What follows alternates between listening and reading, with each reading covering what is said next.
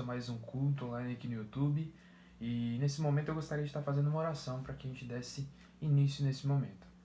Senhor Deus e Pai, nós te louvamos por esse dia, pela semana que se passou e por todas as suas bênçãos em nossas vidas, Pai. Nós sabemos que é um momento muito complicado no qual nós vivemos, mas o Senhor tem cuidado, tem dado provisão aos seus filhos, tem cuidado de cada um, Deus. Que o Senhor venha falar através da tua palavra nessa noite e que os nossos louvores, Pai, possam chegar até ti. Obrigado por tudo, em nome de Jesus. Amém. Agora nós faremos uma leitura em Marcos 9, a partir do verso 33 até o 37. Marcos 9, do 33 até o 37, que diz assim: E chegando a Cafarnaum, quando eles estavam em casa, perguntou-lhes: O que vocês estavam discutindo no caminho? Mas eles guardavam silêncio, porque no caminho haviam discutido sobre quem era o maior. Assentando-se, Jesus chamou os 12 e disse: Se alguém quiser ser o primeiro, será o último, e ser servo de todos. E tomando uma criança, colocou-o no meio deles. Pegando-os nos braços, disse-lhes: Quem recebe uma dessas crianças em meu nome, está me recebendo. E quem me recebe, não está apenas me recebendo, mas também aquele que me enviou. Amém? Nesse momento nós ficaremos com um momento de louvor.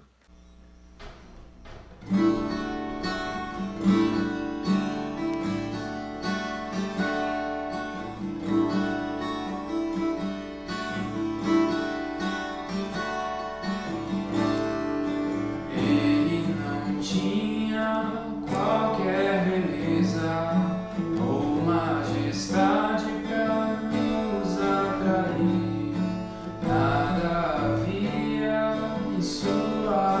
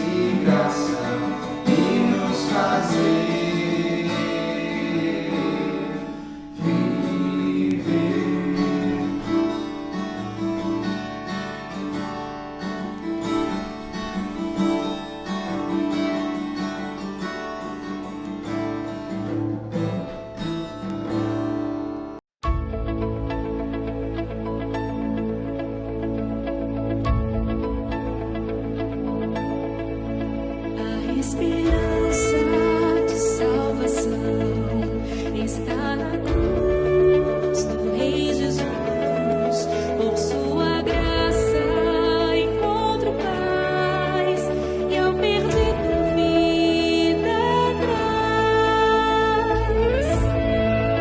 Da escravidão me libertou, os meus pecados Jesus levou. O que eu tenho e o que sou, eu dedico ao Deus de amor. O Evangelho eu fui chamado a proclamar e o aflito resgatar. Neste tempo eu vou falar do poder que minha vida transformou. Eu vou amar, porque Ele me amou, multiplicar para avançar, segurar pela minha nação, vou servir e o pão repartir.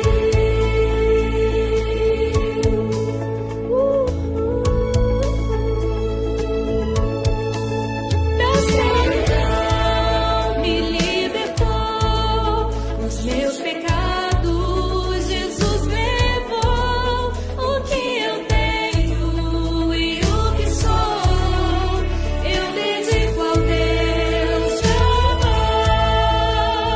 O Evangelho eu fui chamado a proclamar e o aflito resgatar. Neste tempo eu vou falar do poder que minha vida transformou. Eu vou amar, porque Ele me amou, multiplicar para avançar, sem orar pela minha nação, vou servir e o pão repartir. Eu vou amar, porque Ele me amou, multiplicar para avançar, sem orar pela minha nação, vou servir e o pão repartir.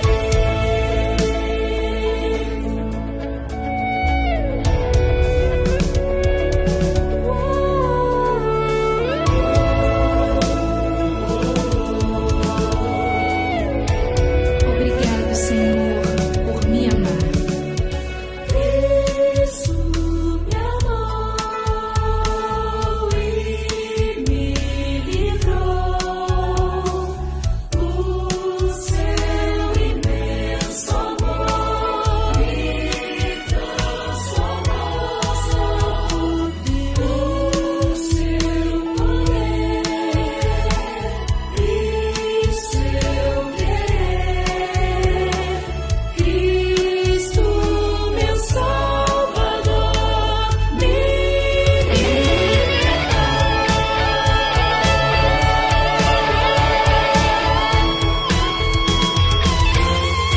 eu vou amar, porque Ele me amou, multiplicar para avançar, sem orar pela minha nação, vou servir e o pão amar, porque Ele me amou, multiplicar para avançar, sem orar pela minha nação, vou servir e o pão repartir.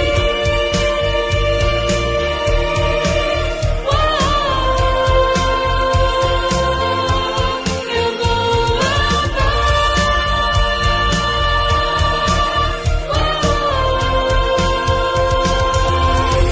porque Ele me amou.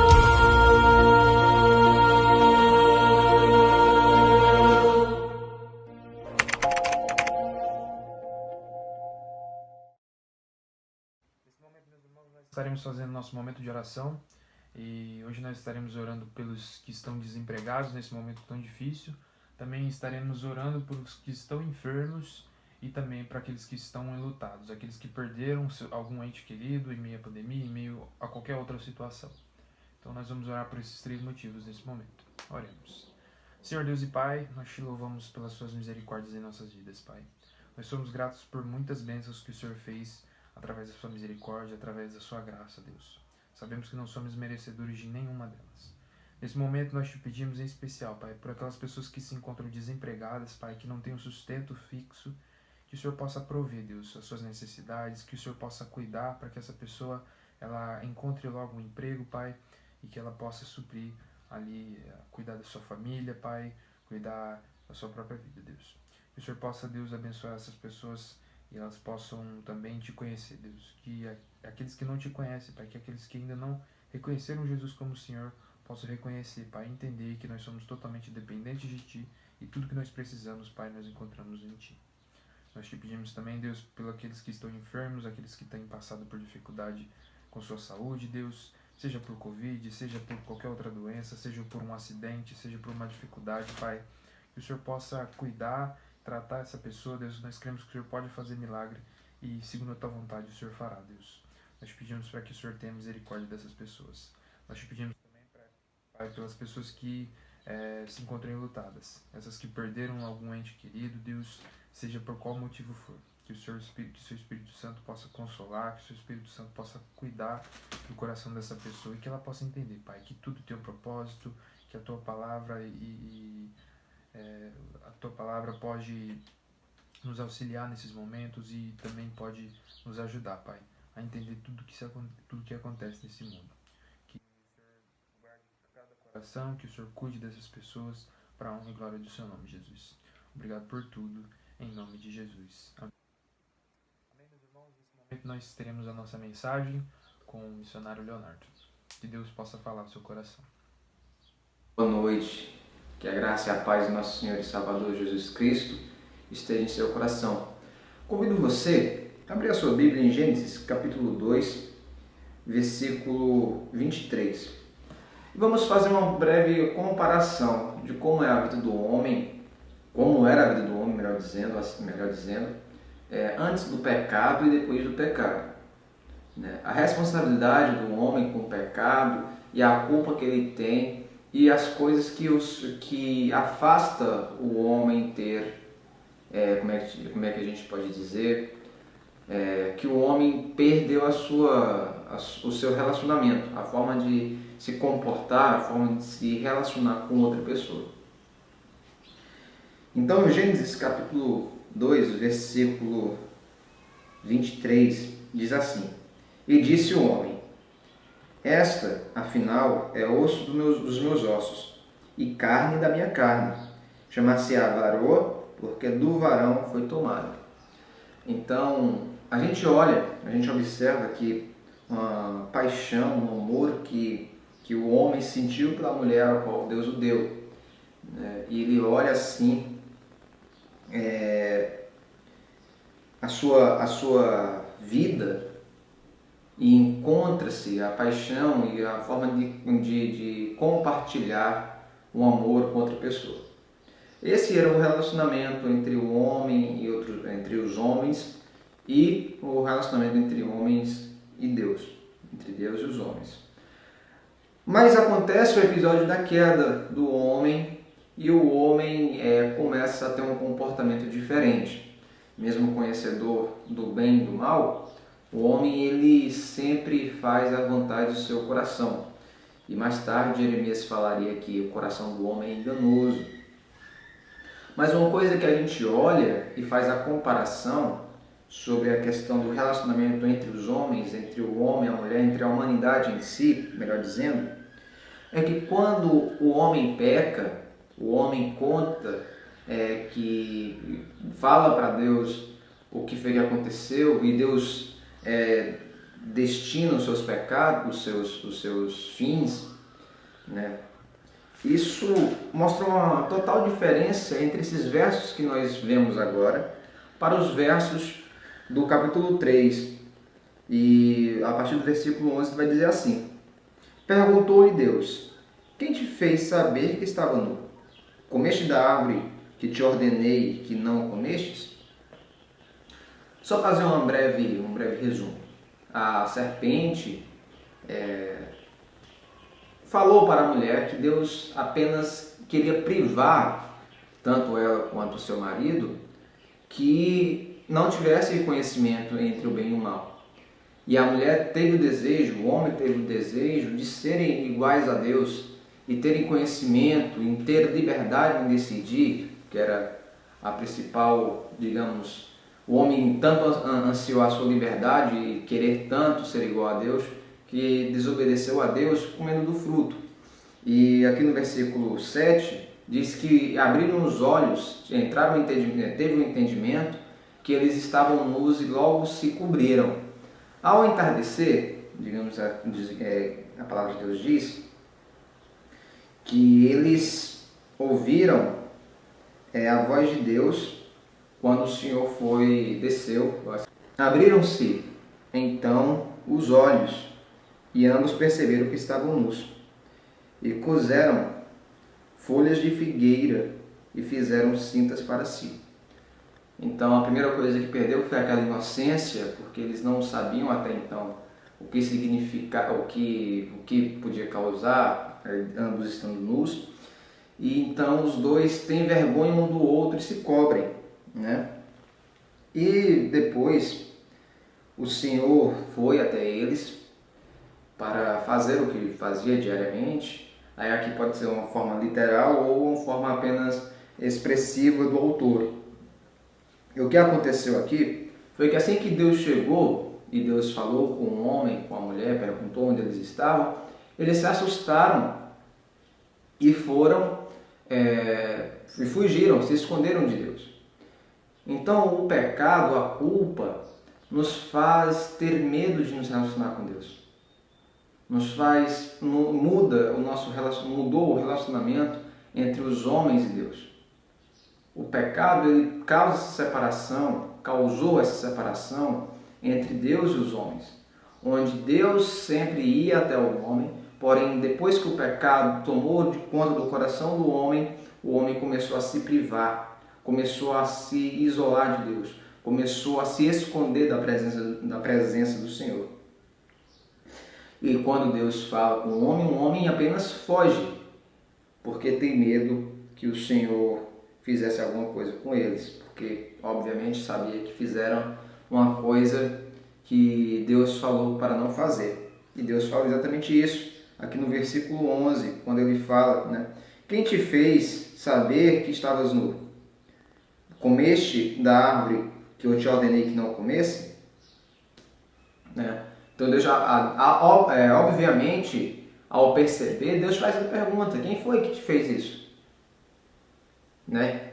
E a primeira coisa que o homem disse foi: a mulher, está aqui no versículo 12, a mulher que tu me destes por esposa, ela me deu da árvore e eu comi. Aí entra uma coisa interessante: de quem é a culpa, afinal de contas? Né? A gente tem a mania de quando nos pressiona, a gente pôr a culpa em atos, a gente pôr culpas em pessoas, pôr culpas em demônios ou por culpa até mesmo em Deus. Né? Tem pessoas que falam: se Deus criou uma árvore que não era para o homem comer, então ele é o culpado porque ele, de uma certa forma, ele deixou lá, Deus, digamos, vacilou, tem pessoas que pensam isso, e o homem comeu. Então a culpa foi de Deus em ter construído essa árvore, né? Ou então a culpa foi de Deus em ele não impedir, ou a culpa foi da serpente, ou a culpa foi da mulher, a culpa foi do homem, aí um fica jogando a culpa para o outro. Lembra muito o tempo de escola, quando a gente brincava entre a gente lá dentro da sala de aula e jogava uma bolinha de papel na cabeça de alguém na hora da brincadeira e tal. E essa pessoa pegava e falava: ó, professora, jogaram uma bolinha de papel. E falava: quem foi que jogou? Aí pega e fala: foi aqui atrás. Aí olha para a pessoa que está atrás e fala: não, veio daqui. Aí sempre vai jogando a culpa um para o outro, a culpa um para o outro, a culpa um para o outro. E nunca a culpa chega em ninguém.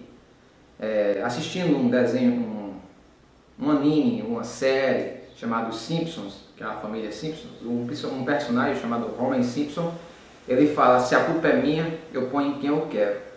E a gente tem essa mania também de pôr a culpa nas coisas, nas pessoas, e não assumirmos a responsabilidade.